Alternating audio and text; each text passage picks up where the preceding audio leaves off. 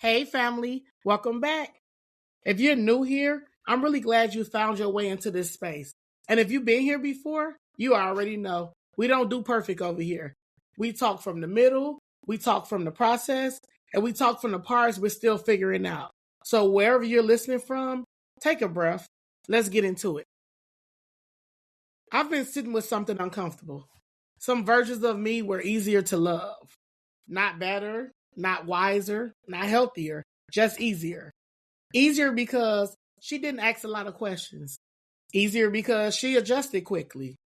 And easier because she swallowed disappointment before it became a conversation.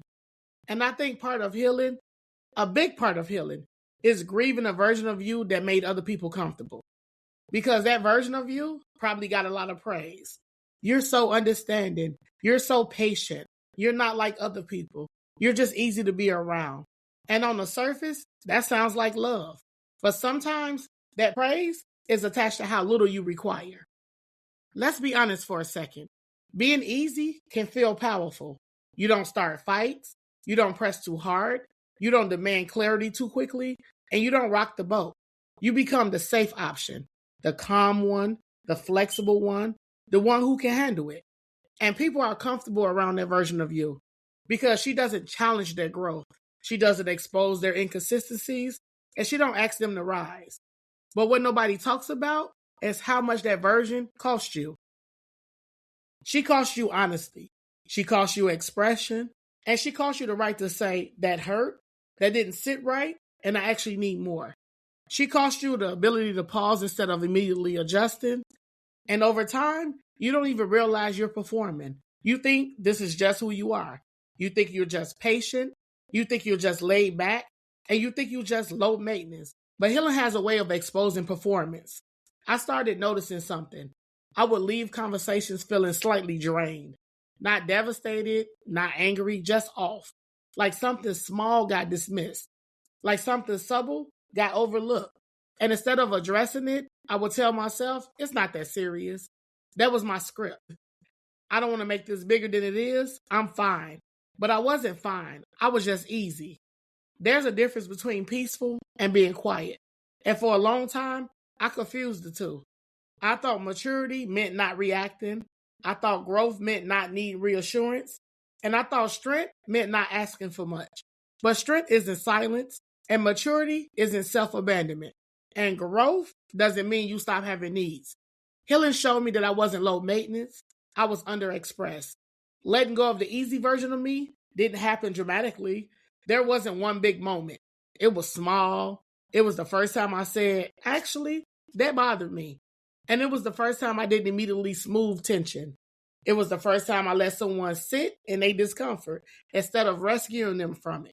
And I won't lie, it felt awkward. It felt unnatural. It felt like I was doing something wrong. Because when you built your identity around being easy, assertiveness, it feels aggressive at first. Boundaries feel harsh. And clarity feel confrontational, even when it's not. There's grief in this shift. And I don't think we honor that grief enough. Because when you stop being easy, you stop being liked everywhere. You stop being everyone's safe option. You stop being the one who never complains. And you stop being the one who always adjusts. And some people don't know what to do with that. Some people prefer the smaller version of you. And that hurts. Not because you want to shrink again, but because you realize some connections were sustained by your silence. And silence is an intimacy. I had to sit with a hard truth. If someone only loved me when I minimized myself, they didn't love me. They loved my convenience. And convenience is fragile. Convenience disappears when you speak up. Convenience disappears when you ask for reciprocation. And convenience disappears when you say no. But love expands when you're honest. Love makes room, and love adjusts too. I think one of the scariest parts of this shift is realizing you can't blame yourself anymore. When you were easy, you can always say, maybe I could try harder. Maybe I should have been softer. Or maybe I expected too much. There was always something you could tweak. But when you show up honestly, when you say what you need clearly, and someone still pulls away, you can't blame effort. You have to accept incompatibility. And incompatibility feels final. It doesn't give you something to fix. It just is. But here's what I'm learning. Incompatibility isn't rejection. It's information. It tells you where you no longer fit, and it tells you what dynamic only worked when you were performing. And it tells you what relationships were built on accommodation instead of alignment. And alignment feels different. Alignment feels steady, not loud, not dramatic, and not full of constant validation, just steady. I won't pretend I don't miss parts of the easy version of me. I miss how smooth things felt. I miss how quickly tension dissolved. And I miss how simple connections seemed when I didn't require depth. But smooth isn't the same as secure, and simple isn't the same as healthy. And being easy to love cost me too much. It cost me clarity, it cost me voice, and it cost me the ability to be fully seen. And I don't want to be the half-seen person anymore. Letting go of that version means accepting that everyone will stay. It means understanding that some relationships were built around who you were willing to be and not who you actually are. And it means risking being called too much by people who benefited from you being less.